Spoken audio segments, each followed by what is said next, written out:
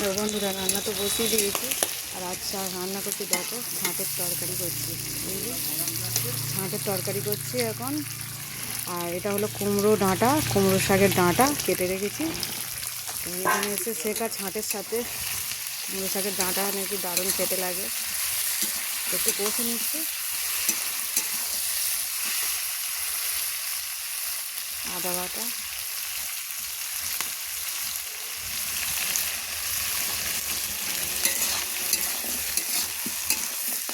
কুমড়ো ডাঁটা দিয়ে ছাঁটের তরকারি কারা কারা খেয়েছো অবশ্যই কমেন্টে জানাবে। আর না হলে আমাদের বাড়িতে চলে এসো আজকে।